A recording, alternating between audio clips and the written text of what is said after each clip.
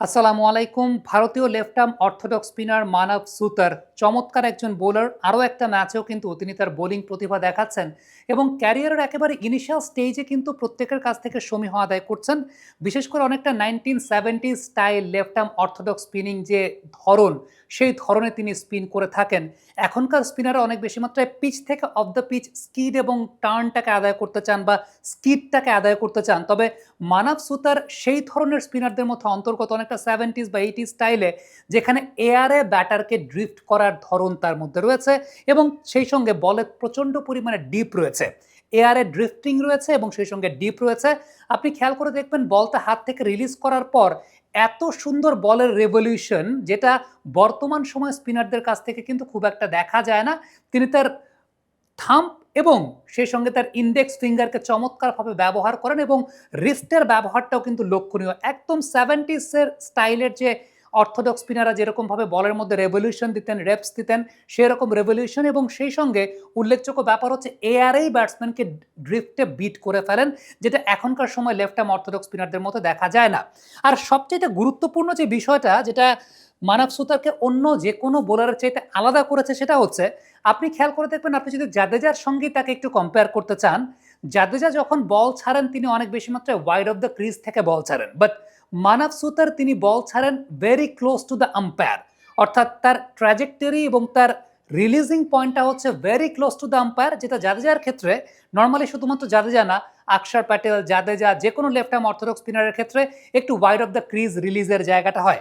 এতে যে বিষয়টা ঘটে সেটা হচ্ছে ব্যাটসম্যান যে জায়গাটাতে এক্সপেক্ট করছেন বল পড়বে, সেই জায়গায় না পড়ে বল আলটিমেটলি পিচ আপ করে লেগ মিডল করিডোরে।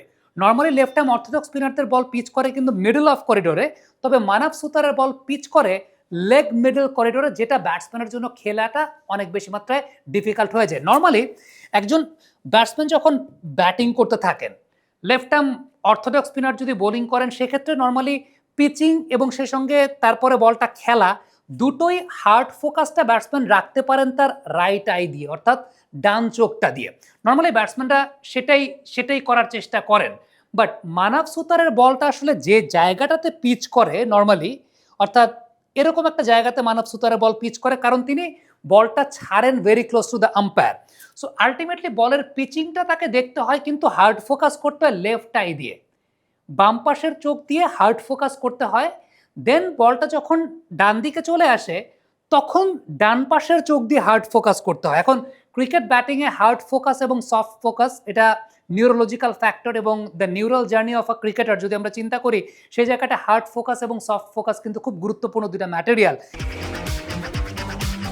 বাবা, এত এনার্জি কই পাও? এই পাওয়ার চুমুকে অ্যাকশন। সেই জায়গাটাতে নর্মালি একজন ব্যাটসম্যান যখন ব্যাটিং করেন, জেনারেলি তিনি চেষ্টা করেন তার ডান চোখটা দিয়ে হার্ড ফোকাস করতে, কারণ বল যখন ওই অ্যাঙ্গেল থেকে আসছে। কিন্তু মানব সুতার এমন একজন লেফট আর্ম অর্থোডক্স স্পিনার, তার বলের পিচিংটা আপনি আসলে লেফট আই দ্বারা ফোকাস করতে বা হার্ড ফোকাস করতে বাধ্য।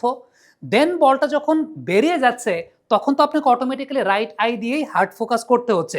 সো এই যে ফোকাস, হার্ড ফোকাসের শিফটিংটা, এই শিফটিংটা ব্যাটসম্যানের জন্য কিন্তু অনেক ডিফিকাল্ট হয়ে যায় এবং এটা তার বোলিংয়ের একটা অন্যতম বড় বৈশিষ্ট্যের জায়গা, যে তিনি বলটাকে রিলিজ করছেন very much close to the umpire, যেটা অন্যান্য লেফট আর্ম অর্থোডক্স স্পিনার বলটাকে রিলিজ করছেন কিন্তু অনেক ওয়াইডার অ্যাঙ্গেল থেকে।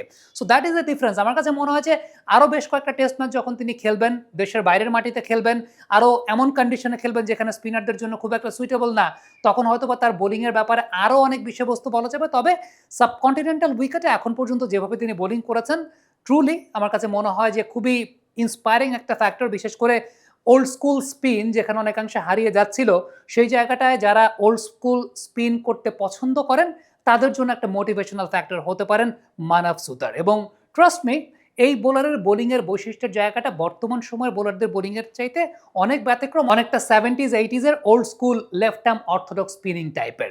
সো মানব সুতারের ক্যারিয়ারের উত্তরোত্তর সাফল্য তো অবশ্যই কামনা করছি অ্যাজ অ্যান অ্যানালিস্ট, এবং তিনি বেশ ভালো বোলিং করছেন।